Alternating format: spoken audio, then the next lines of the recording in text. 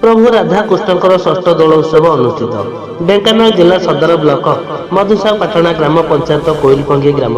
प्रभु राधा कृष्णकर 6 दल तथा षष्ठ दोल उत्सव श्रीजीवर विमान में पटुआर सहित कोइलपंगी ग्राम परिक्रमा कर बाण लाइट डीजे सांगक लौड़ी खेल और सांस्कृतिक कार्यक्रम होगा सहित ग्राम एक आध्यात्मिक परिवेश सृष्टि होता। प्रभुंकर यह षष्ठ दोल उत्सव आज को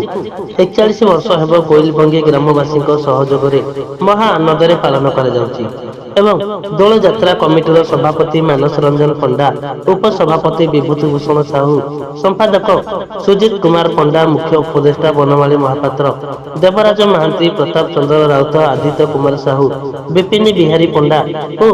कमिटीर सदस्य माने प्रभुंकर यही उत्सव सहयोग करथिले। सदर ब्लॉक कोइलपंगी आमर गोटे ग्राम एक कोइलपंगी ग्राम आमर दोल उत्सव पालन कर आमर 6 दोल आमर ग्राम जाकर सबुठ विशिष्ट आमर यात्रा होची तेणुक आमर गाँ जाकर सहयोग समस्त भाईचार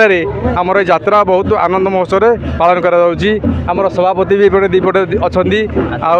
आज को प्राय 41 वर्ष हो गलानी आमर ए प्रकार यात्रा बहुत निराडंबर आमर पालन कर आम गाँव उन्नत होती पिला युव संघ गाँव उन्नत अच्छी राधाकृष्ण सब सफल हो गाँव पोखरी नुआ पोखरी गोटे कर ये सभापति कर गाँव पिला माने मोर बहुत भल गाँव एकता गाँ पे आउ किसी समाधान आसिले आउ गाँव किसी उन्नत हम कौन या राधाकृष्ण प्रभाव कौन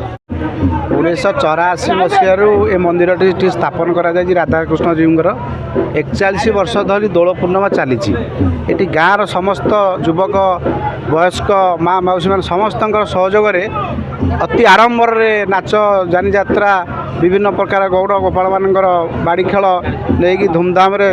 पालन हो सब शांति श्रृंखला चली। Dhenkanal Maheshwar Sahu report Durga news 24 Odia. जदि आपंक आम भिडी भल लगा तेब आम चैनल को लाइक शेयर और सब्सक्राइब करने को जमा भी भूलु नहीं।